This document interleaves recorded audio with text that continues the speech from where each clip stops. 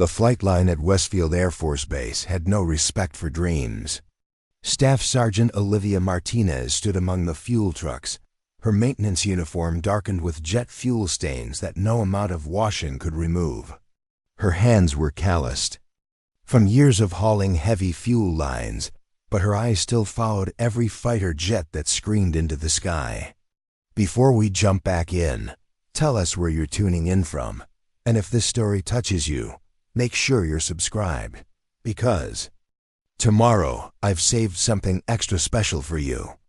Olivia moved methodically between the massive refueling vehicles, clipboard in hand, checking inventory levels and maintenance schedules while the real heroes of the base prepared for their morning sorties.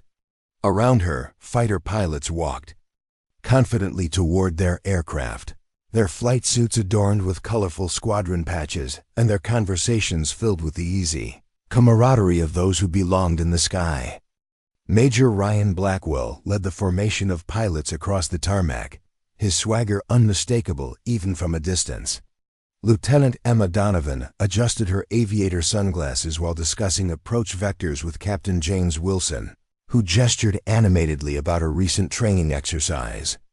Their world seemed as unreachable to Olivia as the stars themselves. "Martinez!" shouted Master Sergeant Frank Harmon from across the flight line. "We need Truck 7 prep for the afternoon training runs. Those F-35s burn through fuel like teenagers with their first credit cards." "On it, Sergeant," Olivia responded, her voice steady despite the ache that always formed in her chest when she watched the pilots prepare for flight. She had wanted to fly since she was 8 years old, watching air shows with her father. The dream had followed her through high school, through her enlistment, through her technical training. But circumstances, finances, and what her superiors called practical career paths had grounded her before she ever had the chance to soar. Now at 28, she was the most efficient fuel specialist on the base. She could calculate consumption rates in her head, predict maintenance issues before they appeared on diagnostic scans, and prepare an aircraft for refueling faster than anyone in her unit. Skills that earned her respect in the maintenance division, but never a second glance from the flight crews who depended on her work. The morning briefing for the ground crew was held in a cramped room that smelled of coffee and jet fuel. Master Sergeant Harmon stood at the front, his weathered face serious as he outlined the day's operations. "We've got 3 training sorties today, plus a VIP demonstration for some congressional staffers this afternoon," he explained, pointing to the schedule projected on the wall. "I need everyone on their A-game. These flights are running back-to-back, so turnaround times need to be tight." Around her, the other maintenance specialists nodded, some taking notes, others already mentally calculating their workloads. Technical. Sergeant Diana Cooper checked her watch and whispered something to Airman First Class Jason Reyes about the second sortie's timeline. Staff Sergeant Mark Thompson drained his coffee and flipped through the maintenance logs on his tablet. "Martinez," Harmon continued, "you'll be handling the quick-turn refueling for the morning training run. Those birds need to be back in the air 90 minutes after they land." "Yes, Sergeant," Olivia replied, already running calculations in her head. The F-35s would return with approximately 15% fuel remaining if they followed the planned training route. Factoring in the ambient temperature, pressure systems, and the specific quirks of each aircraft's fuel system, she could have them ready with time to spare. "One more thing," Harmon added, his expression shifting slightly. "Command wants a full inspection of all fuel trucks by end of week. They're rolling out new efficiency protocols, and they want baseline data." A collective groan rose from the maintenance crew. Another administrative burden on top of their already demanding schedule. "Martinez can handle that," called out Thompson with a dismissive wave. "She lives for that kind of detail work." Several technicians chuckled. Olivia kept her expression neutral, though the comments stung. Her attention to detail wasn't about enjoying paperwork, it was about safety, about excellence, about doing the job right when that job kept pilots alive. "I'll coordinate the inspections," she said simply, making a note in her digital planner. She had already been tracking efficiency metrics for months, compiling data that no one had asked for but that she knew would eventually be needed. As the briefing ended, Olivia headed to the flight line where the morning's first sortie was preparing for takeoff. The pilots were completing their final checks, their movements confident and practiced. She stood back at a respectful distance, watching as Major Blackwell climbed into his V-35, his helmet tucked under his arm. "Another day watching from the ground, Martinez?" The voice belonged to Technical Sergeant Cooper, who had appeared. Beside her, maintenance tablet in hand. "Just making sure the fuel levels are optimal for today's exercise," Olivia replied, keeping her tone professional. Cooper shook her head with a small smile. "You know more about those jets than half the people flying them. It's almost sad." Before Olivia could respond, Cooper had moved on, heading toward a maintenance crew struggling with an external power unit. The comment lingered in the air, not quite an insult, not quite a compliment, but a recognition of the strange limbo. Olivia occupied. Too knowledgeable to be just another maintenance technician, too grounded to be anything more. The morning progressed with the disciplined chaos typical of an active airbase. Olivia moved between refueling operations with quiet efficiency, her mind constantly calculating, evaluating, planning. When the first training sortie returned, she was waiting with Truck 7, already positioned for the fastest possible turnaround. Major Blackwell climbed down from his F-35, his face flushed with the exhilaration that always followed a flight. He handed his helmet to a waiting crew member and walked toward the debriefing area without a glance at the ground crew preparing to service his aircraft. Olivia approached the F-35 with her usual methodical focus, connecting the fuel line with practiced movements. As she monitored the flow rate, she noticed something unusual, a slight fluctuation in the pressure readings that didn't match the aircraft's fuel gauge. "Specialist Martinez, how long until this bird is ready to fly again?" The question came from Captain Wilson, who had appeared beside her, flight chart in hand. 23 minutes for full refueling, sir," she answered promptly. "But there's an anomaly in the fuel system pressure that I'd like to check before you take off again." Wilson frowned, glancing at his watch. "We don't have time for extra checks. The schedule's tight today." "With respect, sir, the pressure variances could indicate a problem with the fuel distribution system. It might affect performance during high-G maneuvers." The captain's expression hardened. "The diagnostics came back clean before the first flight. We'll stick to the schedule." His tone made it clear the discussion was over. Olivia hesitated only a moment before nodding. "Yes, sir. 23 minutes to refuel." Wilson walked away, already focused on the next flight. Olivia watched him go, the familiar frustration rising in her chest. She knew the aircraft systems intimately, could read their quirks and warning signs like others read facial expressions, but her expertise was routinely dismissed by those who saw her as nothing more than a glorified gas station attendant. She completed the refueling exactly on schedule, but took an extra 90 seconds to note the pressure anomalies in the maintenance log, not that anyone was likely to read her comments before the next flight. As she disconnected the fuel line, she noticed Major Blackwell returning to the aircraft, engaged in animated conversation with Lieutenant Donovan. "I'm telling you, Emma, it felt sluggish on the turns," Blackwell was saying, his expression concerned. "Not enough to abort, but definitely not responding like it should." "Could be the atmospheric conditions," Donovan suggested. "The density altitude is pretty high today." Olivia listened silently as she secured the refueling equipment. The sluggishness Blackwell described was consistent with the fuel pressure anomalies she'd detected. The aircraft wasn't delivering fuel evenly to its systems during high demand maneuvers. "Excuse me, Major," she said, stepping forward before she could reconsider.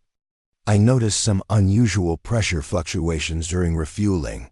They might explain the performance issues you experienced." Both pilots turned to look at her with surprise, as if they'd forgotten she was there, or never noticed her in the first place. "And you are?" Blackwell asked, his tone not unkind but clearly dismissive. "Staff Sergeant Olivia Martinez, sir, fuel system specialist." Lieutenant Donovan gave her a quick once-over, taking in the fuel-stained uniform and the clipboard in her hands. "What kind of fluctuations?" Encouraged by the question, Olivia explained what she'd observed, using the precise technical terminology that she'd studied in her off hours. She described how the pressure variances might affect fuel distribution during high-G maneuvers, potentially causing the sluggishness Blackwell had experienced. The Major listened for approximately 20 seconds before holding up his hand to stop her. "I appreciate your thoroughness, Sergeant, but we have specialized diagnostics for these systems. If there was a significant problem, it would have been flagged." His tone was the polite dismissal of someone speaking to a well-meaning but uninformed subordinate. "I already mentioned it to Captain Wilson," Olivia added, unwilling to back down when safety was potentially at stake. "I recommended additional checks before the next sortie." "Wilson cleared us for flight," Blackwell stated firmly. "The schedule's tight today. We don't have time for hunches." "It's not a hunch, sir. The pressure readings—" "Thank you, Sergeant," Blackwell interrupted, his tone final. "We'll take it from here." As the pilots walked away, Olivia heard Lieutenant Donovan murmur, "Maintenance techs always think they know more than the systems engineers." The comment wasn't meant for her ears, but it landed like a physical blow. She had spent countless off-duty hours studying aircraft systems, had completed advanced technical training courses on her own time, had even built computer models of fuel distribution networks to better understand their complexities. But none of that mattered because of the stains on her uniform and the refueling truck at her back. The afternoon continued with relentless efficiency. Olivia moved from aircraft to aircraft, refueling, checking systems, noting anomalies that no one would address. She watched the second training sortie take off, her eyes following Major Blackwell's F-35 as it thundered down the runway and lifted into the clear blue sky. An hour into the flight, while she was inspecting Truck 3 for the upcoming VIP demonstration, her radio crackled with urgent activity. The training mission was returning early. No emergency declared, but multiple aircraft reporting performance issues. Maintenance crews were ordered to stand by for immediate diagnostic work. Olivia grabbed her toolkit and headed for the runway, an uneasy feeling settling in her stomach.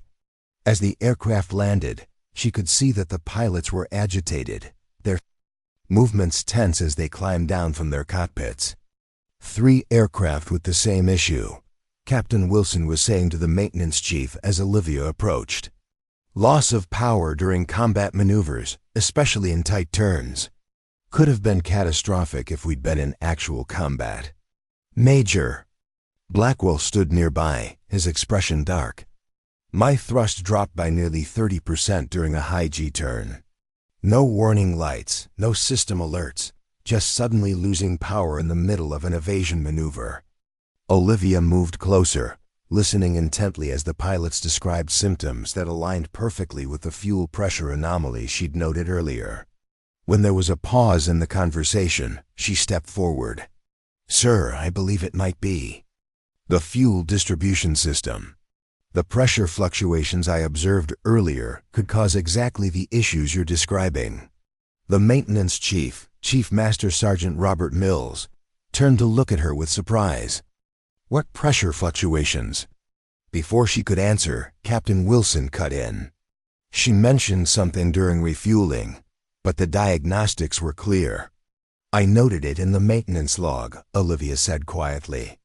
"And I recommended additional checks before the second sortie." All eyes turned to her, some curious, some skeptical, a few openly hostile at the implication that the problems could have been prevented.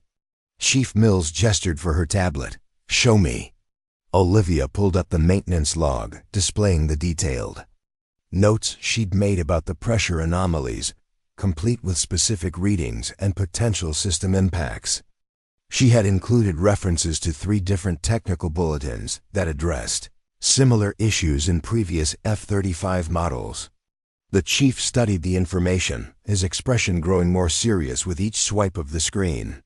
"This is extremely detailed analysis, Martinez. Why didn't you push harder when you spotted these issues?" The question hung in the air, challenging and uncomfortable. The truth, that her concerns had been dismissed by those who outranked her, that her expertise was routinely ignored because of her position, seemed suddenly inadequate even to her own ears. "I reported it through the proper channels." "Chief," she said finally, "I should have been more insistent." Major Blackwell had moved closer, looking over the chief's shoulder at Olivia's notes. His expression shifted from skepticism to something more complex, reluctant respect tinged with annoyance. "You predicted exactly what happened," he said, meeting her eyes directly for perhaps the first time. "Right down to the performance loss during high-G maneuvers." Olivia nodded but said nothing. This wasn't about vindication or recognition. It was about aircraft safety and the lives of the pilots who flew them. "I need a full diagnostic on all aircraft before the VIP demonstration," Chief Mills announced. "And Martinez, I want you involved in the fuel system checks." "Yes, Chief," she responded, already mentally preparing for the work ahead. As the group dispersed, Lieutenant Donovan lingered behind, studying Olivia with newfound curiosity. "How did you know?" "The onboard diagnostics didn't flag anything. The automated systems are designed to detect major failures, not subtle performance issues," Olivia explained. "I've been tracking similar anomalies across multiple aircraft for weeks. There's a pattern that suggests a design flaw in the fuel distribution algorithm, especially under high-stress conditions." Donovan's eyebrows rose. "And you figured this out while refueling planes?" "I studied aerospace engineering for 2 years before I enlisted," Olivia said simply. "And I read every technical bulletin and system update that comes through. The patterns are there if you know what to look for." The lieutenant seemed about to say something else when she was called away for the debriefing. Olivia returned to her work, the brief moment of recognition already fading as she focused on the tasks ahead. The next 3 hours were a blur of intense activity. Olivia worked alongside the maintenance crews, her knowledge of the fuel systems proving invaluable as they diagnosed the problems affecting the aircraft. Her theory about the fuel distribution algorithm was confirmed when they accessed the deeper diagnostic protocols that weren't part of the standard pre-flight checks. The VIP demonstration was delayed, then scaled back as it became clear that several aircraft would not be cleared to fly that afternoon. The congressional staffers were treated to a more limited display of aerial prowess, while behind the scenes, maintenance crews worked frantically to address the system flaws Olivia had identified. As evening approached, Olivia sat alone in the maintenance bay, compiling her findings into a comprehensive report. She had included detailed analysis of the fuel system anomalies, correlation with flight performance data, and recommendations for both immediate fixes and long-term system improvements. The work was meticulous, thorough, and far beyond what would normally be expected of a fuel system specialist. "Martinez." The voice startled her from her concentration. Major Blackwell stood in the doorway, his flight suit exchanged for the standard Air Force blues. His expression was unreadable. "Major," she acknowledged, standing quickly. "At ease," he said, entering the room. "I've been looking at the preliminary findings from the maintenance team. Your analysis was spot on." "Thank you, sir." Blackwell studied her for a moment, his head tilted slightly. "Chief Mills tells me you've been documenting similar anomalies for months, creating your own analytical models, developing solutions that the manufacturer hasn't even considered." Olivia shifted uncomfortably under his scrutiny. I like to understand the systems I work with, sir. That's more than liking to understand, Martinez. That's expertise that people train for years to develop. He paused, seeming to make a decision. Why aren't you flying? The question caught her off guard. Sir, you obviously understand aircraft systems better than most pilots. You have the kind of analytical mind that makes for excellent aviators. So why are you refueling planes instead of flying them? The question probed at old wounds, dreams deferred, paths not taken. Life circumstances, sir. I couldn't afford college without joining up first, and by the time I enlisted, the age cutoffs for certain programs.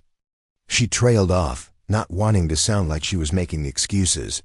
Blackwell nodded slowly. The traditional paths don't work for everyone, but there are other routes. He reached into his pocket and pulled out a folded brochure, holding it out to her. The Accelerated Officer Candidate School.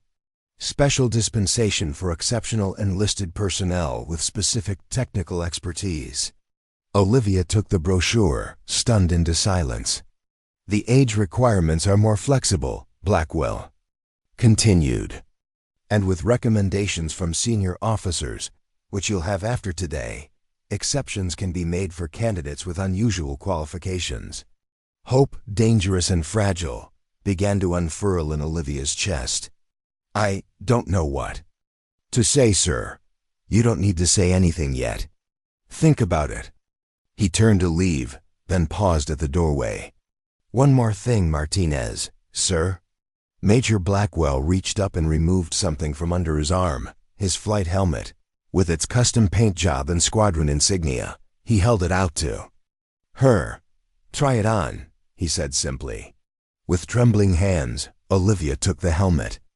It was heavier than she expected, solid and real in a way that her dreams of flying had never been. Slowly, feeling as though she might wake from a dream at any moment, she lifted it and placed it on her head.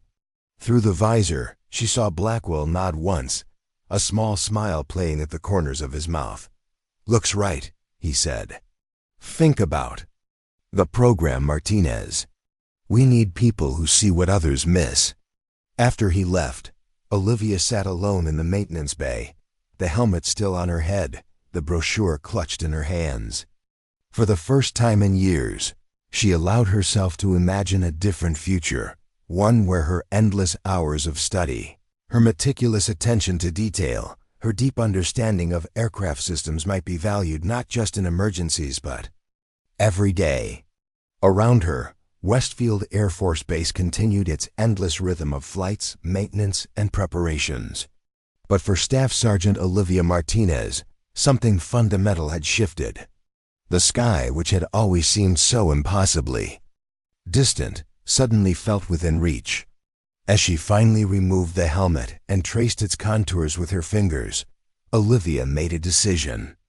The path forward wouldn't be easy. Accelerated officer training, flight school, the endless challenges of breaking into a world that had seemed closed to her, but she had never shied away from difficult tasks before. Her strength had always been in preparation, in understanding systems that others took for granted, in seeing patterns where others saw only isolated data points. The flight line at Westfield Air Force Base had no respect for dreams, but perhaps it was time for that to change. The weeks following the fuel system incident transformed Olivia's life at Westfield Air Force Base. Her meticulous documentation and accurate diagnosis of the F-35's fuel distribution flaws had earned her a new level of respect from both the maintenance division and the flight crews. Chief Master Sergeant Mills had formally recognized her contribution during a base-wide briefing, an acknowledgement that sent ripples through the command structure. Staff Sergeant Martinez identified a critical system anomaly that our standard diagnostics missed, Mills had announced to the assembled personnel. Her initiative potentially prevented a serious in-flight emergency. The recognition was gratifying, but Olivia found herself more focused on the accelerated officer candidate school brochure that now occupied a prominent place on her small desk in the shared maintenance office. Each night after her shift, she studied the requirements, the timeline, the possibilities that had suddenly opened before her. The application process was daunting. Physical fitness assessments, academic evaluations, recommendation letters, and interviews with selection boards. Most candidates had years to prepare. Olivia had weeks if she wanted to make the next selection cycle. "You're really going for it, huh?" Technical Sergeant Cooper asked one evening, finding Olivia reviewing physical training requirements during her dinner break.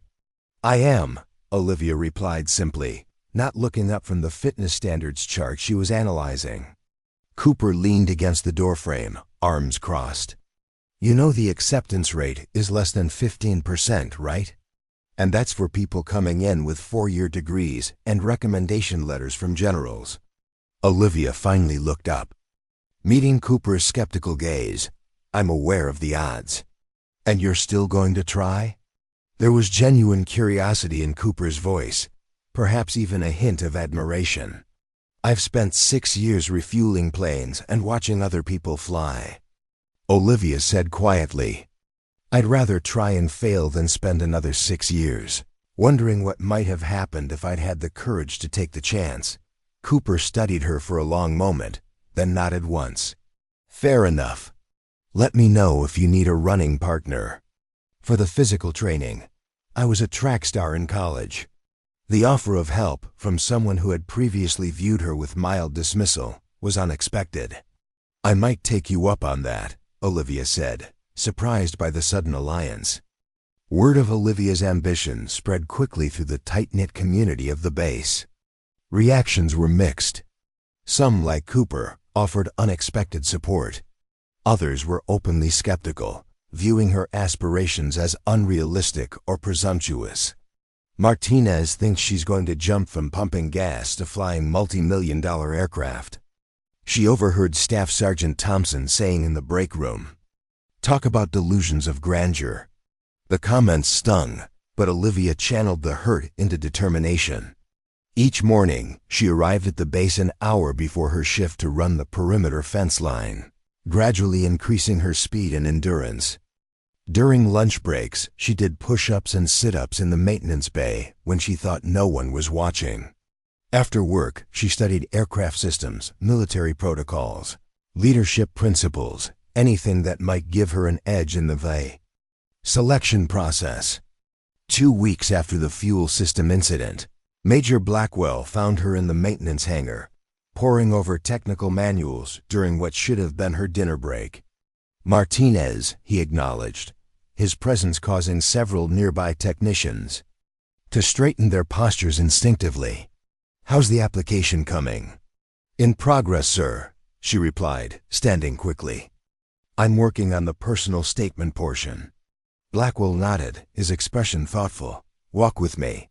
They left the hangar together, drawing curious glances from the maintenance crew.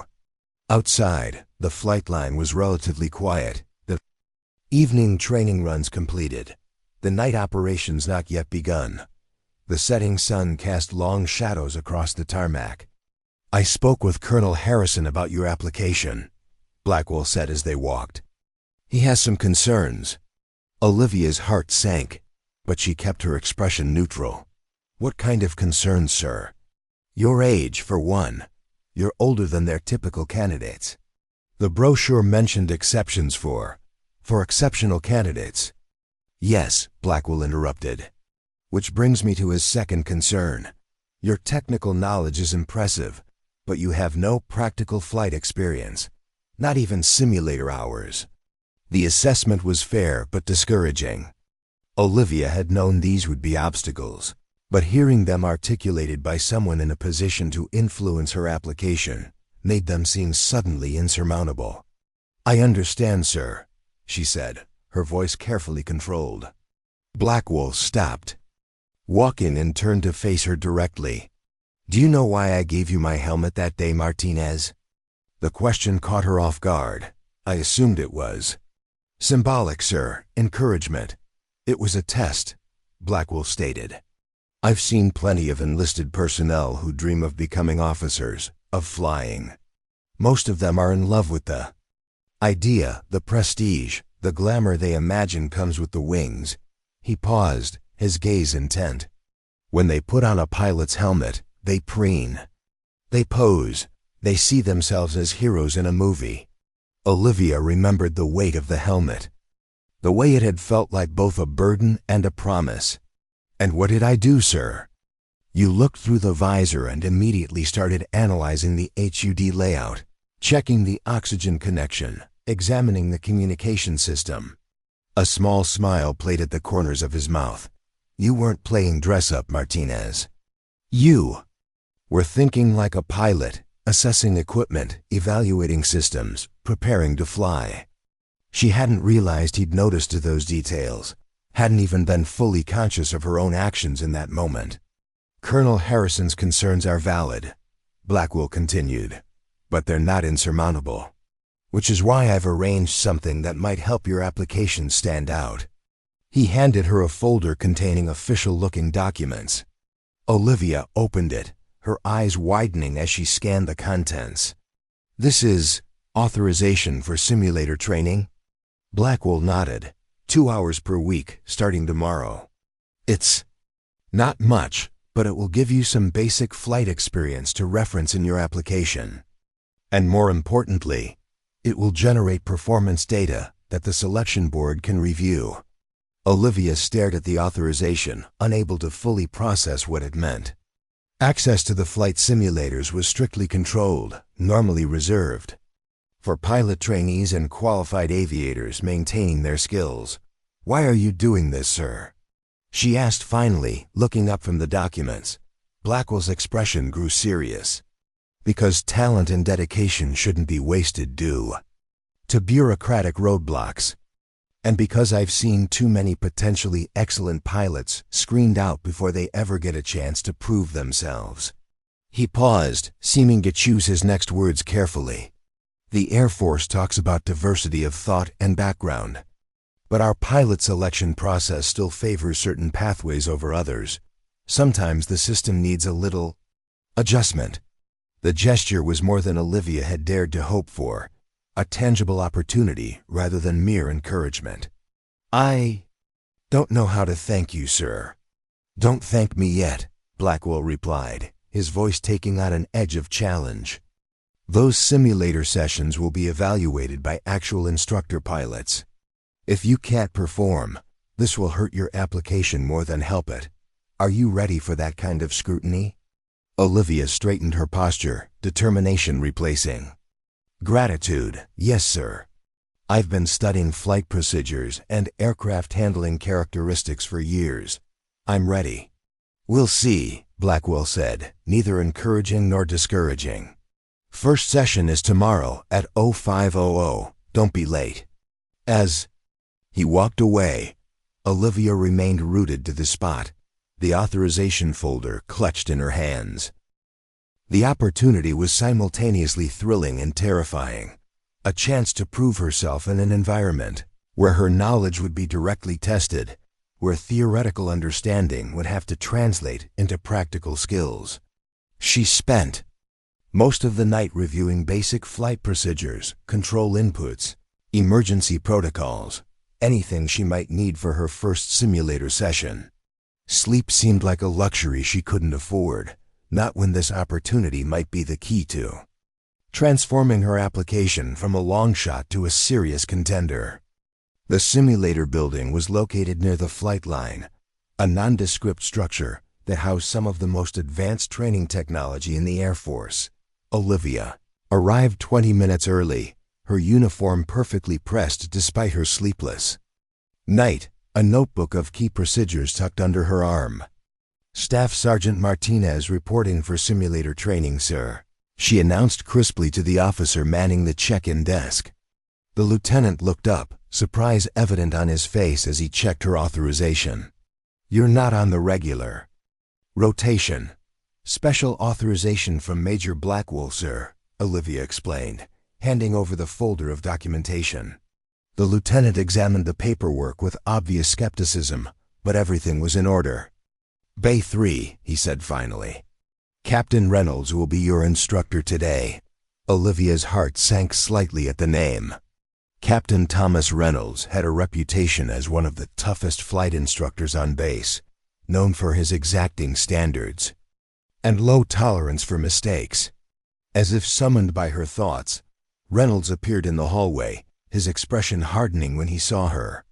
"Martinez," he said, not bothering to hide his surprise. "You're my 0500?" "Yes, sir," she replied, keeping her voice steady. Reynolds looked down at his tablet, then back at her with narrowed eyes. "This says your fuel systems maintenance. What are you doing in my simulator?" "Major Blackwell authorized training to support my application to the Accelerated Officer Candidate School, sir." Did he now? Reynolds's tone made it clear what he thought of the arrangement. "Well, this should be interesting. Follow me." The simulator bay was dominated by a full-scale replica of an F-35 cockpit, surrounded by an array of computers and monitoring equipment. The setup was intimidating, far more sophisticated than the civilian flight simulators Olivia had occasionally used at aviation conventions. "Have you ever been in a simulator before, Martinez?" Reynolds asked as he activated the systems. "Only civilian models, sir. Small aircraft, nothing like this." Reynolds grunted, clearly unimpressed. "We'll start with basic handling then. Don't expect to be breaking sound barriers today." "Understood, sir." As Olivia climbed into the simulator cockpit, she felt a momentary wave of doubt. The array of controls, displays, and systems was overwhelming in person, despite her years of studying them in manuals and diagrams. Theory and practice were separated by a gulf she wasn't sure she could bridge. "Put on the helmet," Reynolds instructed, handing her a training helmet similar to the one Blackwell had let her try. "We'll start with a basic pre-flight check then. Taxi and takeoff. Nothing complicated." Olivia nodded, securing the helmet and adjusting the oxygen mask with hands that threatened to tremble. This was the moment of truth, the point where her theoretical knowledge would either translate into practical skill or prove woefully inadequate. "Whenever you're ready, Sergeant," Reynolds said, his voice now coming through the helmet's communication system as he took his place at the instructor's station. Olivia took a deep breath and began the pre-flight checklist, her voice steady as she worked through each system. The procedures she had memorized flowed naturally, her hands finding the correct switches and controls with only occasional hesitation.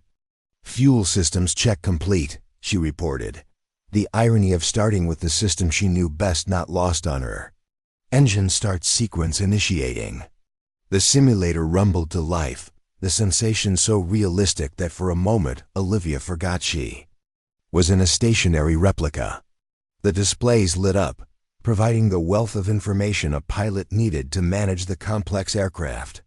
"Clearance for taxi requested," she continued, following the protocols exactly as written in the flight manuals. "Clearance granted," Reynolds replied, his voice giving away nothing about his assessment of her performance so far. "Proceed to runway 27R. Olivia eased the throttle forward slightly, applying gentle pressure to the rudder pedals to steer the simulated aircraft onto the taxiway. The movement was smooth, controlled, betraying none of the anxiety she felt inside. "Alignment on runway 27R complete," she reported, requesting clearance for takeoff. "Clearance granted. Wind is 050 at 8 knots. This was it, the moment she had dreamed about for years. Olivia advanced the throttle smoothly, feeling the simulated aircraft respond to her commands. As the speed built, she kept the nose wheel firmly on the center line, compensating for the crosswind with small rudder inputs. "Rotation," she called at the appropriate speed, pulling back gently on the control stick. The sensation of lifting off, even in simulation, sent a surge of exhilaration through her that almost made her forget the watchful eyes of Captain Reynolds. "Gear up," she continued, following the procedure with methodical precision, climbing to assigned altitude of 5,000 feet. For the next 45 minutes, Reynolds put her through increasingly complex maneuvers, climbs, descents, turns, simulated emergency procedures. Olivia responded to each challenge with the same focused determination she brought to her maintenance work, applying her theoretical knowledge with growing confidence. When Reynolds finally instructed her to return to base and land, she felt a mix of relief and disappointment. The session had passed too quickly, the experience more intoxicating than she had imagined possible. The landing was the most challenging part, coordinating airspeed, descent rate, and alignment while managing the aircraft's energy. Olivia's first approach was too fast, forcing her to go around for a second attempt. Better manage your energy this time, Reynolds instructed, his voice still revealing nothing about his assessment. Olivia nodded, focusing intently on the instrumentation as she set up for her second approach. This time, her speed control was better, her descent rate more appropriate. The simulated aircraft settled onto the runway with only a slight bounce. Not perfect, but acceptable for a first attempt. "Rollout complete," she reported, bringing the aircraft to a stop on the runway, requesting taxi clearance to return to base. "Simulation terminated," Reynolds replied instead. The displays went dark, and the immersive experience suddenly ended, leaving Olivia disoriented by the abrupt transition back to reality. She removed the helmet slowly, trying to read Reynolds' expression as he approached the cockpit. His face remained professionally neutral, giving no indication of whether her performance had impressed or disappointed him. "So," he said finally, "you've been studying." "Yes, sir," Olivia acknowledged. "For several years." Reynolds made a note on his tablet. "Your procedures were textbook.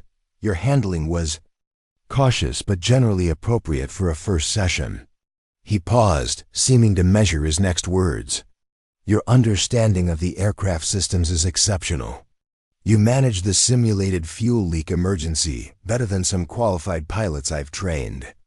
Coming from Reynolds, this was high praise indeed. Olivia felt a surge of validation that she carefully kept from showing on her face. "There's potential," he continued, his tone becoming more businesslike. "But potential isn't enough for the program you're applying to. You'll need to demonstrate exceptional aptitude, not just adequate performance." "I understand, sir," Olivia replied. "What areas should I focus on improving?"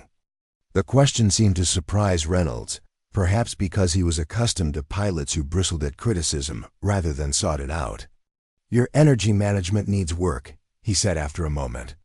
"You're overthinking your control inputs, which is making your flying mechanical. And you need to develop better situational awareness. You were so focused on individual tasks that you lost track of the bigger picture several times." Olivia nodded, mentally cataloging each point. "Thank you for the feedback, sir. I'll work on those areas before the next session." Reynolds studied her with newfound curiosity. Most first-timers spend their initial session either panicking or showing off. "You did neither." He made another note on his tablet. "Your next session is scheduled for the same time next week. I expect to see improvement in the areas I mentioned." "Yes, sir." "You will." As Olivia left the simulator building, the eastern sky was just beginning to lighten. She had a full shift of maintenance work ahead of her, followed by her physical training routine, followed by hours of studying for the officer candidate exams. The schedule was punishing, the odds still firmly against her success. Yet as she walked across the quiet base toward the maintenance hangar, her steps were lighter than they had been in years. For the first time, the dream that had sustained her through countless days of fueling aircraft while watching others fly them felt tangible, achievable, no longer a fantasy but a possible future she could reach through determination and hard work. The next few weeks fell into a grueling but purposeful rhythm. Mondays and Thursdays began at 05:00 in the simulator, where Captain Reynolds pushed her through increasingly complex scenarios. "Thank you, Captain," Reed replied. "Sergeant Martinez is not to be briefed on the scenario parameters. I want to see how she handles the unexpected." Reynolds nodded. "Understood, ma'am." Olivia's heart rate increased, but she kept her external demeanor calm as she approached the simulator. This would be different from her previous sessions, not a training exercise but a high-stakes evaluation, with no warning about what challenges awaited her. "Good luck, Martinez," Blackwell said, quietly as she prepared to enter the simulator. "Trust your training." The simulator cockpit felt both familiar and strange as Olivia settled into the seat and began securing her harness. Without knowing the scenario, she couldn't prepare mentally for specific challenges. All she could do was trust the skills she'd developed over the past weeks and the knowledge she'd accumulated over years. "Ready when you are, Sergeant." Reynolds's voice came through the communication system as she put on the helmet. "Ready, sir," Olivia replied, her voice steady despite the tension coiling in her chest. The simulator screens activated, revealing not the usual daylight runway scenario, but a night environment with limited visibility and active weather systems. The aircraft was already in flight, cruising at 30,000 feet with warning lights flashing on multiple systems. "Scenario is live," Reynolds announced. "You're flying a night mission over mountainous terrain. Your aircraft has sustained damage from an unspecified source, multiple systems compromised. Your objectives are to assess the situation, determine the best course of action, and execute it. Starting now." Olivia's hands moved immediately to the control panels, scanning the instrument readings to assess the situation. The fuel system was compromised, pressure dropping in 2 of the 4 main distribution lines.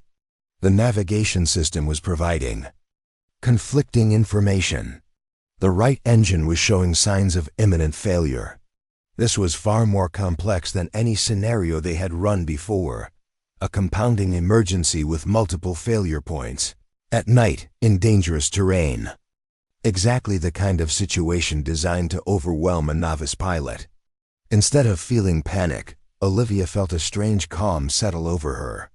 This was what she had been preparing for, not just in the weeks of simulator training, but in the years of studying aircraft systems, understanding their interconnections, learning how failures cascaded through complex machinery. "Performing systems assessment," she reported, her voice clinical as she methodically checked each critical system. "Primary navigation compromised. Switching to backup systems and visual confirmation where possible."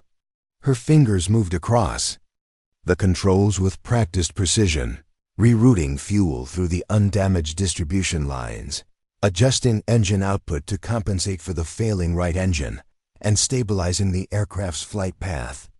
"Right engine showing critical failure imminent," she continued. "Initiating shutdown procedure to prevent catastrophic failure." Flying on a single engine would drastically reduce her options, but allowing the failing engine to continue operating risked an explosion or fire that would leave her with no options at all.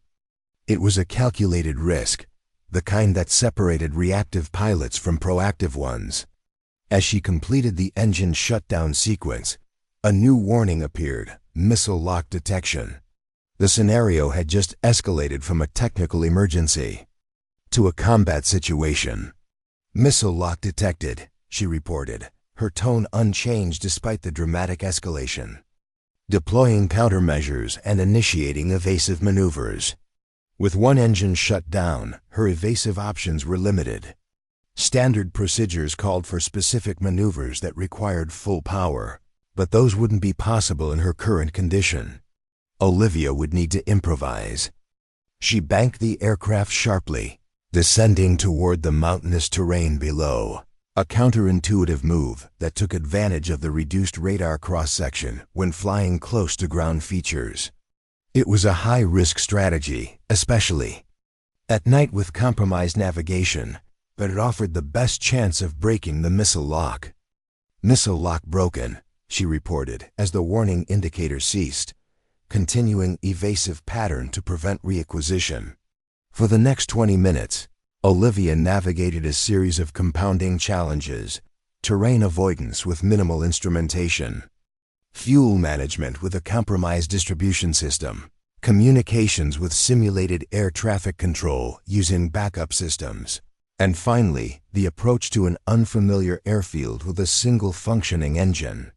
Throughout the scenario, she maintained the same methodical approach, addressing each problem as it arose, making decisions based on a clear hierarchy of priorities: aircraft control, terrain avoidance, system management, and finally, mission. Objectives. The landing was particularly challenging. A short runway with crosswinds. At night, with compromised instrumentation and a single engine. Olivia's approach was conservative, setting up a wider pattern than standard procedure to give herself more time to stabilize the aircraft on final approach. "Gear down," she reported, double-checking the indicator lights. Final approach established. Airspeed 140 knots. The simulated aircraft settled onto the runway with minimal bounce, a testament to the hours of practice she had accumulated over the past weeks. As the aircraft rolled to a stop, the simulator screens froze, then faded to black. "Simulation complete," Reynolds announced. Olivia removed her helmet slowly, uncertainty replacing the focused calm she had maintained throughout the scenario. Had she performed well enough? Had she made critical errors she wasn't aware of? The stakes felt impossibly high. When she emerged from the simulator, Lieutenant Colonel Reed was studying the performance data on a monitor, her expression unreadable. Captain Reynolds stood nearby, his posture rigid, but his eyes showing a hint of what might have been pride. "Interesting approach to the missile threat," Reed commented without looking up from the monitor. "Most pilots would have attempted a high-energy vertical maneuver." "Single-engine operation limited my options, ma'am," Olivia explained. "The terrain masking approach offered the best probability of success given the aircraft's compromised state." Reed nodded slowly, still focused on the data. "Your fuel management was exceptional. You extracted maximum performance from a severely compromised system." "Fuel systems are my specialty, ma'am." Now Reed did look up, a small smile playing at the corners of her mouth. "Yes, they are, aren't they?" She turned to Reynolds. "Captain, your assessment?" Reynolds straightened slightly. "Colonel, in 15 years of training pilots, I've never seen anyone handle a compounding emergency scenario of this complexity with such composure, especially not someone with Sergeant Martinez's limited flight experience." Her technical knowledge translated into practical application flawlessly, and her decision-making under pressure was exemplary.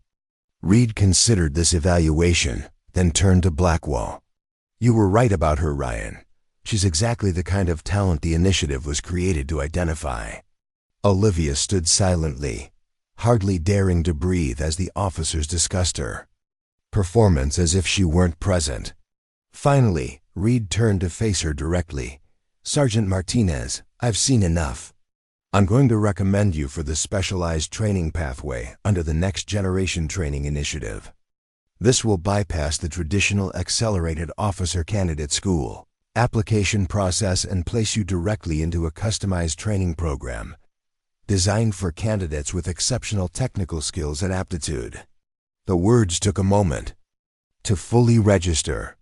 "Thank you, ma'am," Olivia managed, her voice steady despite the surge of emotion threatening to overwhelm her professional demeanor. "Don't thank me yet," Reed cautioned. "This pathway is more demanding, not less. You'll be under constant scrutiny, with higher performance expectations than traditional candidates. Many who enter the program don't complete it." "I understand, ma'am." "Do you?" Reed's gaze was penetrating. "Because once you start down this path, there's no returning to your current position. You succeed or you wash out. There's no middle ground." Olivia met her gaze without hesitation. "With respect, ma'am, I've been preparing for this opportunity my entire career, whether the Air Force recognized it or not. I won't waste it." Something in her response seemed to satisfy Reed, who nodded once, decisively. "Very well. Report to my office tomorrow at 0800 to begin the paperwork." You'll need to be ready to transfer to Edwards Air Force Base within 2 weeks for the start of the program. 2 weeks? Olivia couldn't contain her surprise. The timeline was drastically accelerated from what she had anticipated. Is that a problem, Sergeant? Reed's tone made it clear that the correct answer was no. No, ma'am, I'll be ready. As Olivia left the simulator facility, the reality of what had just occurred began to sink in. After 6 years of watching others fly while she refueled their aircraft, after countless nights studying manuals that she had no official reason to know, after being dismissed and overlooked by the very system she served, everything had changed. In the space of a single hour, the path ahead would be challenging, perhaps the most difficult journey she had ever undertaken. But for the first time, it was a path that led to the sky rather than forever tethering her to the ground. The next 2 weeks passed in a blur of administrative procedures, medical examinations, security clearance updates, and hurried goodbyes. Word of Olivia's selection for the specialized program spread quickly through the base, transforming her overnight from an overlooked maintenance specialist to a subject of intense curiosity and, in some quarters, resentment. Some people train their entire lives to get a shot like this, she overheard one junior officer telling another in the mess hall. Martinez refuels planes for a few years and gets a golden ticket. How is that fair? The comment stung, but Olivia channeled the hurt into determination. She would prove through performance that her opportunity was deserved, that her years of invisible preparation had earned her this chance. Others were more supportive. Chief Master Sergeant Mills organized a small farewell gathering for her final day, bringing together the maintenance crew that had been her family for 6 years. Martinez isn't just leaving us, Mills announced to the assembled technicians. She's blazing a trail. When she succeeds, and make no mistake, she will succeed, she's going to change how the Air Force thinks about talent development. She's going to make them look harder at all of you, at the potential that might be hiding in plain sight. Technical Sergeant Cooper presented her with a custom maintenance patch that had been modified to include small wings. So you don't forget where you started, Cooper said, uncharacteristic emotion making her voice rough. Even Staff Sergeant Thompson, who had been among her harshest critics, offered gruff congratulations. Don't crash anything expensive, he told her, the closest thing to encouragement she had ever received from him. On her final morning at Westfield, Olivia reported to Major Blackwell's office as requested. He was waiting with Captain Reynolds, both in their formal blues rather than flight suits. Martinez, Blackwell greeted her. Ready for Edwards? As ready as I can be, sir, she replied honestly. Blackwell nodded, then reached into his desk drawer and withdrew a small box. Before you go, Reynolds and I wanted to give you something. He opened the box to reveal a pilot's watch, not a standard issue timepiece, but a specialized chronograph designed specifically for aviators with multiple timing functions and flight-relevant features. This is too much, sir, Olivia began. But Blackwell waved away her protest. Every pilot needs the right tools, he said simply. Reynolds picked it out. He said you'd appreciate the technical specifications. It has a fuel endurance calculator, Reynolds added, the ghost of a smile on his usually stern face. Seemed appropriate. Olivia accepted the gift, emotion making it momentarily difficult to speak. Thank you both, for everything. We didn't do anything special, Blackwell said, his tone matter of fact. We just noticed what was already there. That was special enough, sir, Olivia replied quietly. As she left the office, watch secured on her wrist, Olivia took a final walk across the flight line where she had spent so many hours refueling aircraft and watching others fly. The morning sun glinted off the canopies of the F-35s, being prepared for the day's missions, a sight that had once filled her with equal parts longing and resignation. Now that same sight filled her with purpose. The journey ahead would be difficult. The challenges intense, the scrutiny unrelenting. But for the first time in her Air Force career, Olivia Martinez was exactly where she was supposed to be, on a path that led to the sky, propelled not by the rank or privilege she lacked, but by the dedication and knowledge she had accumulated through years of invisible preparation. As she boarded the transport aircraft that would take her to Edwards Air Force Base, Olivia carried with her not just her carefully packed belongings, but the weight of changed expectations, her own and others. The fuel specialist who had been handed a pilot's helmet was now on her way to earn her wings. The sprawling expanse of Edwards Air Force Base stretched before Olivia as she stepped off the transport aircraft, the legendary dry lake bed and miles of runways visible in the distance. This was hallowed ground in aviation circles, the place where test pilots pushed the boundaries of flight, where experimental aircraft took to the skies for the first time, where the limits of human and machine were constantly redefined. A junior officer was waiting to escort her to the specialized training facility, a complex of buildings set apart from the main base operations. Sergeant Martinez? He confirmed, checking her name against his tablet. I'm Lieutenant Parker. I'll be taking you to meet Commander Winters. The drive across the base gave Olivia time to absorb the scale of the operation. Edwards was significantly larger than Westfield, with multiple flight lines, research facilities, and specialized testing areas spread across the desert landscape. So you're the fuel specialist who impressed Colonel Reed, Lieutenant Parker commented as they drove. That's quite an achievement. The colonel isn't easily impressed. I was fortunate to have the right advocates, Olivia replied modestly. Parker glanced at her sidelong. Reed doesn't advocate for people because they're fortunate, Sergeant. She advocates for people who have something exceptional to offer. He paused. The program you're entering has a 30% completion rate. The washout rate is by design. They're looking for the best of the best. I understand, do you? Parker's tone was curious rather than challenging. Because the other candidates will be coming from fighter squadrons, test pilot programs, combat deployments. They'll have thousands of flight hours and years of operational experience. You'll be the only one coming from a maintenance background. Olivia had been prepared for this reality, but hearing it stated so bluntly still sent a ripple of anxiety through her. I'll be judged on my performance, not my background, she said, with more confidence than she felt. Parker nodded approvingly. That's the right attitude. Just be prepared. Some of the other candidates won't see it that way. They'll view you as an interloper, someone who didn't earn her place the way they earned theirs. The warning was well-intentioned but unnecessary. Olivia had spent her entire career being underestimated and overlooked. The skepticism of fellow trainees would be nothing new. The specialized training facility was a modern complex with cutting-edge simulation technology, advanced classrooms, and dedicated flight lines. As they pulled up to the administration building, Olivia noticed a group of officers emerging from one of the adjacent structures, their bearing and the insignia on their flight suits marking them as experienced pilots. Your future classmates, Parker explained, following her gaze.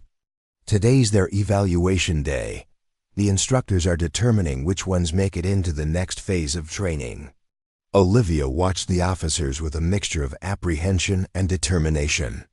These were the people she would be competing against, career pilots with years of experience and formal training that she lacked. The challenge ahead was even more daunting than she had imagined. Commander Winters was waiting in a sparse office, dominated by a wall of screens displaying various training metrics and performance data. She was a compact woman in her 50s with close-cropped gray hair and the kind of weathered face that spoke of decades in cockpits. Sergeant Martinez, she acknowledged as Olivia reported for duty. Colonel Reed has told me about your unusual path to this program. Yes, ma'am. Winters studied her with penetrating intensity. In 30 years of training pilots, I've never had a fuel system specialist in my program. That makes you either a groundbreaking pioneer or a spectacular waste of resources. Which one you'll be remains to be seen. I understand, ma'am. Do you? Winter's question echoed Lieutenant Parker's earlier skepticism, because what you're attempting has never been done before. The learning curve will be vertical, the expectations will be unreasonable, and the scrutiny will be relentless. Olivia met the commander's gaze steadily. With respect, ma'am, I've spent 6 years being ignored by the system. Scrutiny is a welcome change. Something like approval flickered in Winter's eyes. We'll see if you still feel that way after your first week. She picked up a tablet and handed it to Olivia. Your training schedule. You start tomorrow at 0500. I suggest you use today to settle in and prepare yourself. Lieutenant Parker will show you to your quarters. The schedule on the tablet was intimidating. 16-hour days filled with simulator training, classroom instruction, physical conditioning, and technical briefings. The program was designed to compress years of traditional pilot training into months of intensive instruction, filtering out all but the most capable candidates through sheer intensity. As Lieutenant Parker drove her to the officers' quarters, where she would be staying, Olivia's mind raced with preparations for the challenges ahead. The fact that she was being housed with officers rather than enlisted personnel was yet another reminder of her unusual status, neither fully enlisted nor commissioned, occupying a liminal space between her past and her potential future. This is you, Parker said, stopping outside a modest but comfortable-looking apartment in a row of similar units. The other trainees are in the same block. Fair warning, they've been here for 2 weeks already, so they've formed their own social dynamics. I'm not here to socialize, Olivia replied, gathering her bags from the vehicle. Parker smiled slightly. That's what everyone says at first. But when you're going through hell together, bonds form whether you want them to or not. He handed her a key card. Good luck, Martinez. I'll check in on you in a few days to see how you're settling in. Left alone in her new quarters, Olivia took a moment to absorb the reality of her situation.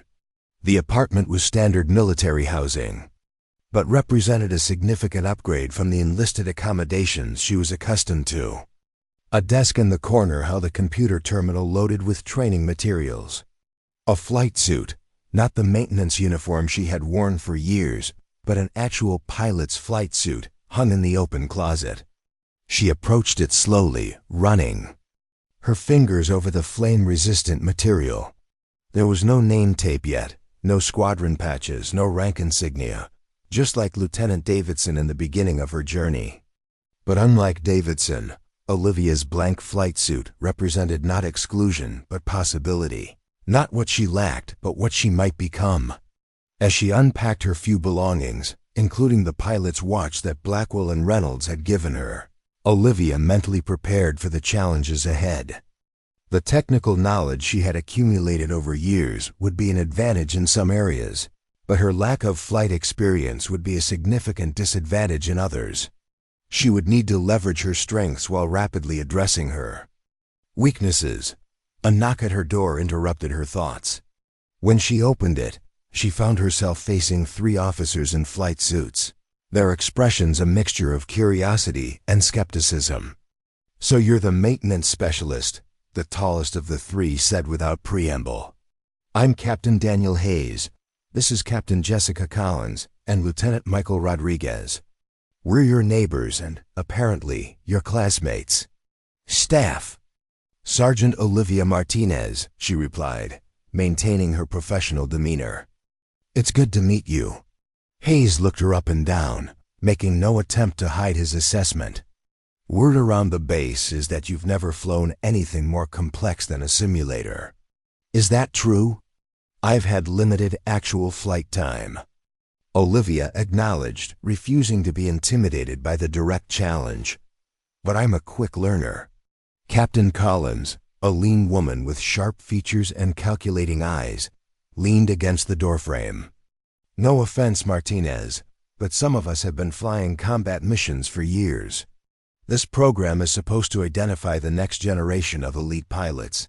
How exactly did you get a spot? The question was blunt, but not entirely unexpected. Olivia considered her response carefully, aware that this first interaction would set the tone for her relationships within the program. "The same way you did, Captain," she said finally, "by demonstrating aptitude that the selection committee found valuable." Lieutenant Rodriguez, who had remained silent until now, laughed quietly.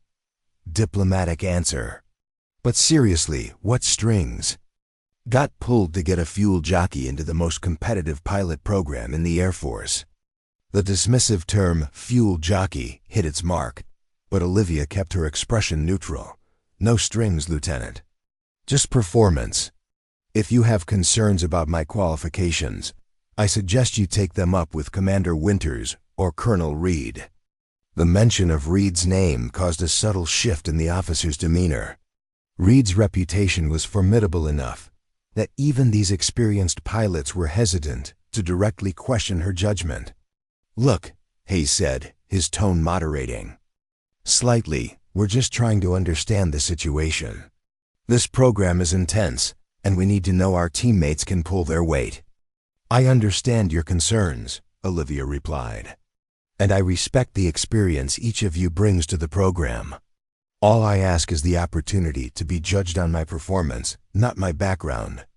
Collins studied her with renewed interest. "Fair. Enough. Performance is what matters here." She pushed away from the doorframe. "Breakfast is at 043 if you want to join us before tomorrow's start. First day is always the worst." The invitation, however reluctant, was an olive branch of sorts. Olivia recognized it for what it was, not acceptance, but a willingness to reserve judgment. "I appreciate that," she said. "I'll see you at breakfast." As the officers departed, Olivia closed her door and leaned against it, exhaling slowly. The challenge ahead was not just technical or physical, but social and psychological, navigating the complex dynamics of a training environment where she was the outsider, the anomaly, the one who didn't belong according to traditional standards. But as she turned to face the flight suit hanging in her closet, empty of insignia but full of possibility, Olivia Martinez felt a renewed sense of purpose. She had not come this far to be defined by others' expectations or limited by traditional pathways. She had come to fly, to prove that talent could emerge from unexpected places, and to earn her place in the sky through performance rather than pedigree. Tomorrow would be the first test of many. She would face it as she had faced every challenge. In her career, with preparation, determination, and the quiet confidence of someone who had been underestimated for far too long. Dawn at Edwards Air Force Base painted the desert in hues of gold and amber as Olivia made her way to the dining facility at 0425. The air was crisp, carrying the particular stillness that preceded the day's activities at a major military installation. She had slept fitfully, her mind cycling through technical specifications, emergency procedures, and the countless details she had studied for years without ever having the opportunity to apply them in flight. The dining facility was already active, serving the early shifts that kept the base functioning around the clock. Olivia spotted Captain Collins, Lieutenant Rodriguez, and Captain Hayes at a corner table, their flight suits marking them as part of the specialized program. She hesitated only briefly before approaching, tray in hand. "Morning," Collins acknowledged, gesturing to an empty chair. "Ready for initiation day?" "As ready as I can be," Olivia replied, taking the offered seat. Hayes studied her over his coffee cup. "First day separates the contenders from the pretenders. Winters designed it that way deliberately." "What should I expect?" Olivia asked, deciding that gathering intelligence was more important than pretending she already knew what was coming. The three officers exchanged glances before Rodriguez answered, "Physical assessment at 05005-mile run, followed by combat fitness evaluation. Then straight to the simulator for baseline performance metrics. After lunch, emergency procedures testing and the Winters Special." "Winters Special?" Olivia queried, spreading a minimal amount of peanut butter on her toast. Collins smiled thinly. Commander's proprietary evaluation scenario. Different for each candidate, designed to target your specific weaknesses. It's where most washouts happen on day one. 3 people failed it yesterday, Hayes added, his tone making it clear he expected Olivia might be the 4th. She absorbed this information without visible reaction, focusing instead on the fuel her body would need for the challenging day ahead. The physical assessment didn't concern her. Months of training had prepared her for that. The simulator evaluation would be demanding but familiar territory after sessions with Captain Reynolds. The emergency procedures testing would leverage her technical knowledge. It was the winter's special that represented the unknown variable. A personalized challenge designed to probe her specific vulnerabilities as a candidate. Without knowing what form it would take, she could only prepare mentally for adaptability and focus. 10 minutes, Hayes announced, checking his watch. Time to find out if the fuel specialist can fly. The physical assessment was as grueling. As promised, a 5-mile run through the desert terrain surrounding the base, followed by a series of combat fitness evaluations that tested strength, agility, and endurance. Olivia completed each challenge methodically, her performance solid, if not exceptional, compared to the career pilots in her group. Commander Winters observed from the sidelines, her expression revealing nothing as she made occasional notes on her tablet. 8 candidates had started the morning.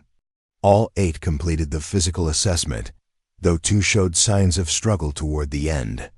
Adequate was Winters' only comment as she dismissed them to shower and change before the simulator phase. Simulator bay in 30 minutes. Don't be late. The simulator facility at Edwards dwarfed the one at Westfield, with multiple bays housing full-motion simulators for various aircraft types. Olivia was assigned to Simulator 3, where an instructor waited with a neutral expression and a comprehensive testing protocol displayed on his tablet. "Martinez," he acknowledged, "I'm Major Peterson. I'll be evaluating your baseline performance today." The simulator was more advanced than the one she had trained in, with higher fidelity displays and more responsive controls. As she settled into the cockpit and began the pre-flight checks, Olivia felt a familiar calm descend, the same focused state she had entered during her evaluation with Colonel Reed. "Beginning baseline evaluation," Peterson announced through the communication system. "Standard protocol, takeoff, basic maneuvers, navigation sequence, and landing. Performance metrics will be recorded for all phases." The scenario started on the runway, a straightforward daytime setting with optimal conditions, the simplest possible configuration for a fair baseline assessment. Olivia executed the takeoff sequence cleanly, her control inputs precise if slightly conservative compared to what an experienced pilot might employ. "Climbing to assigned altitude," she reported, following the standard communication protocol. "Leveling at 10,000 feet. The basic maneuvers portion of the evaluation tested her ability to control the aircraft through various flight regimes, turns, climbs, descents, and speed changes. Olivia completed each maneuver with methodical precision, her technical knowledge compensating for her limited actual flight experience. "Beginning navigation sequence," Peterson instructed. "Follow the waypoints displayed on your navigation system." The sequence took her through a series of checkpoints that required increasingly complex navigation decisions, testing her ability to manage the aircraft while processing multiple information streams. This was where her experience as a fuel specialist provided an unexpected advantage. Years of calculating fuel consumption rates under various flight conditions had given her an intuitive understanding of how aircraft performance parameters interrelated. "Final waypoint reached," she reported after completing the sequence with no significant deviations. "Requesting approach instructions." "Return to base," Peterson replied. Standard approach to runway 22. The landing was the most challenging. aspect of the evaluation, requiring precise energy management and control inputs. Olivia's approach was technically correct, but showed her limited experience. Slightly higher airspeed than optimal on final approach. A minor correction needed for alignment with the runway centerline. The touchdown was firm, but within acceptable parameters, her rollout straight and controlled. As the simulator scenario ended, Olivia removed her helmet, uncertain of how her performance compared to the experienced pilots in the program. Major Peterson's expression gave nothing away as he reviewed the data on his tablet. "Your technical execution is solid," he said finally. "Control inputs are precise but mechanical. You fly like someone who understands the theory perfectly, but hasn't internalized the feel." "That's an accurate assessment, sir," Olivia acknowledged. Peterson nodded. "Most candidates with your limited flight time wouldn't have completed the evaluation at this level. Your technical knowledge is clearly exceptional." He made a final note on his tablet. "Report to Classroom 4 for emergency procedures testing at 1300 hours." The emergency procedures testing was conducted in a classroom setting rather than a simulator, evaluating candidates' knowledge of how to handle various aircraft malfunctions and emergencies. This was where Olivia's years of technical study paid the greatest dividends. Her responses to each scenario were comprehensive, addressing not just the immediate actions required, but the underlying systems interactions that caused the emergencies. Captain Hayes, seated across from her, raised an eyebrow as Olivia detailed the appropriate response to a complex hydraulic system failure scenario that had momentarily stumped several of the more experienced pilots. "Impressive," Commander Winters commented from the back of the room where she had been silently observing. "Martinez, how did you acquire this level of technical knowledge without formal pilot training?" All eyes turned to Olivia, the question highlighting the unusual path that had brought her to the program. "I studied aircraft systems in my off-duty hours, ma'am," she replied. "When you refuel aircraft, you have access to the technical manuals and maintenance procedures. I wanted to understand not just the fuel systems I worked with, but how they integrated with the other aircraft systems." "Self-taught then," Winters observed. "Initially, yes, ma'am. Later, I completed several advanced technical training courses through the Air Force's distance learning program." Winters made a note on her tablet. "Continue with the next scenario." By the end of the emergency procedures testing, the dynamics in the room had subtly shifted. Olivia's technical expertise had earned a measure of grudging respect from her fellow candidates, particularly in areas where her knowledge exceeded their own. "Where did you learn about the secondary hydraulic bypass procedure?" Lieutenant Rodriguez asked as they filed out of the classroom. "That's not in the standard pilot training curriculum." "Maintenance Technical Order 1F35A2-2, Olivia replied. "I memorized it after helping troubleshoot a similar issue at Westfield." Rodriguez shook his head with a hint of amazement. "You actually memorized the technical orders voluntarily?" "I needed to understand the systems to do my job properly," she said simply. Before Rodriguez could respond, Commander Winters appeared in the hallway.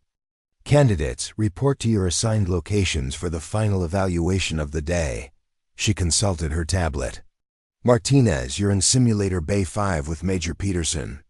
The Winters special awaited, the personalized challenge designed to probe her specific weaknesses as a candidate. As Olivia walked toward the simulator bay, she mentally prepared for whatever scenario might be waiting, knowing only that it would target the areas where her limited flight experience made her most vulnerable.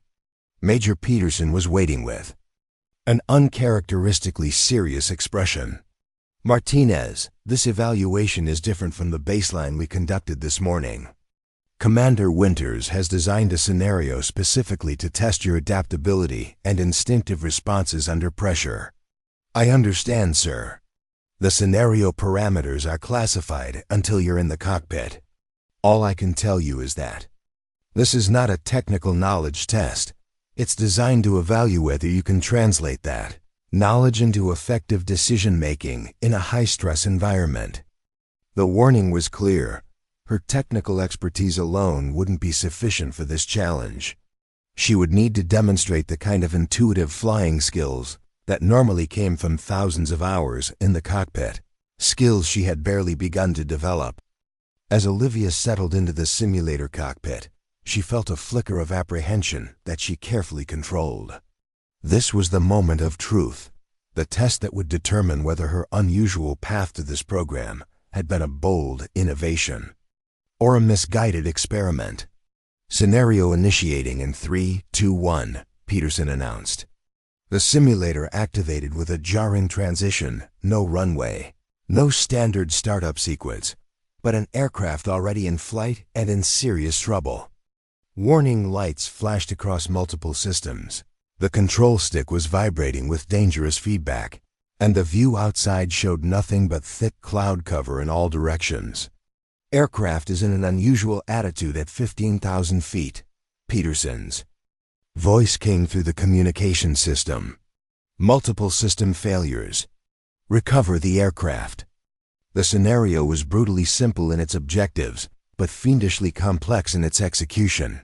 An aircraft in a potentially unrecoverable situation with compromised controls and minimal visual references. It was the aviation equivalent of being thrown into deep water to determine if you could swim. Olivia's trained mind immediately began processing the available information. The artificial horizon indicator showed the aircraft in a steep diving turn. The airspeed was increasing dangerously. The engine readings were fluctuating erratically. The aircraft was moments away from exceeding its structural limitations. This was not a situation where methodical checklist procedures would help. It required immediate, decisive action based on fundamental flying instincts, precisely the area where her limited flight experience created the greatest vulnerability. For a heartbeat, Olivia felt overwhelmed by the simultaneous demands of the scenario. Then, something unexpected happened. A memory surfaced of Captain Reynolds' words during their final training session at Westfield. Stop thinking about flying the aircraft and just fly it. Trust your instincts. In that moment, Olivia stopped, analyzing the individual system failures and focused entirely on the fundamental problem. The aircraft's dangerous attitude and energy state. Her hands moved almost of their own accord, applying counter-pressure to the control stick while simultaneously reducing power to manage the excessive airspeed. The simulated aircraft responded sluggishly, but began to transition from its dangerous attitude toward level flight. As the artificial horizon gradually aligned with the reference mark, Olivia maintained steady pressure on the controls, fighting the erratic feedback that threatened to destabilize her recovery. Aircraft stabilizing, she reported, her voice calm despite the intensity of the moment. Establishing level flight at 12,000 feet. With the immediate danger of structural failure averted, she could now address the cascading system failures that had created the emergency. The years of studying aircraft systems allowed her to quickly identify the root cause, a primary electrical failure that had compromised multiple dependent systems. Initiating electrical system isolation, she continued, her fingers moving across the appropriate switches to contain the failure and prevent further degradation of the aircraft systems. The clouds outside the cockpit remained thick, denying her any visual reference points for navigation. This evaluation will determine not just your completion of the program, but your future assignments, Winters explained, her expression serious. Performance during this mission will be evaluated by senior officers from multiple commands, including Colonel Reed. The stakes were high. Successful completion would open doors to elite squadrons and specialized assignments that could define their future careers. Failure at this final stage would call into question everything they had accomplished over the past 6 months. As the candidates reviewed the mission parameters and began their planning, Olivia found herself in an unexpected position. The team naturally turned to her to develop the integrated mission plan, that would maximize their chances of success. Martinez, you have the best understanding of how the aircraft systems interact with the mission parameters, Collins stated, with nods of agreement from Hayes and Rodriguez. We need your perspective on the optimal approach. The trust of her peers, earned through months of shared challenges and proven performance, was more meaningful than any formal recognition. Olivia had moved from outsider to essential team member, her unique background now viewed as an asset rather than a liability. The mission planning continued through the night, each candidate contributing their specialized expertise to create a comprehensive strategy that addressed the complex challenges they would face. When they finally presented their plan to Commander Winters the following morning, her raised eyebrow was the only indication that they had exceeded expectations. Execution phase begins at 2,100 hours, Winters announced after reviewing their plan. Report to the flight line at 1900 for final briefing and aircraft assignment. As darkness fell over Edwards Air Force Base, 4 figures in flight suits walked toward the waiting aircraft, their movements synchronized by months of training together. The moment carried echoes of that first morning at Westfield, when Olivia had watched pilots cross the tarmac with envious eyes, never imagining she might one day walk among them. Final equipment check, Hayes called as they reached the aircraft.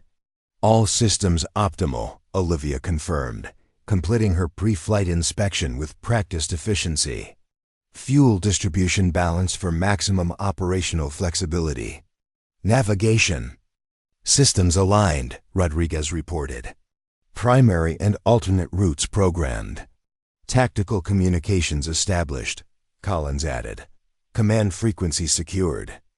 They moved with the coordinated precision of a team that had forged their connection through shared challenges and mutual respect, each bringing unique strengths to their collective mission.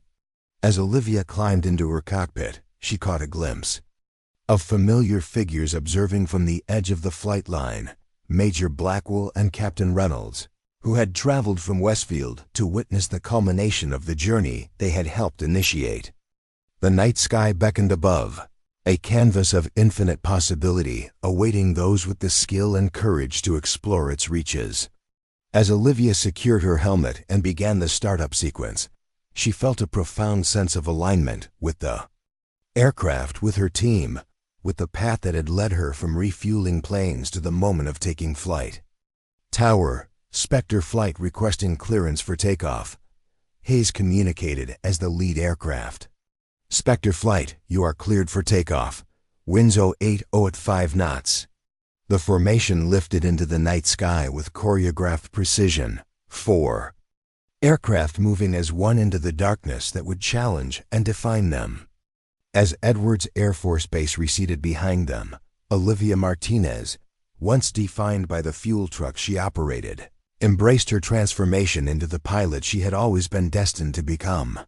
The mission that night would test everything they had learned, pushing them to the limits of their abilities and beyond. But whatever challenges awaited, one truth had already been established beyond question. The path to the sky had no single route, and sometimes the most exceptional pilots emerged from the most unexpected beginnings.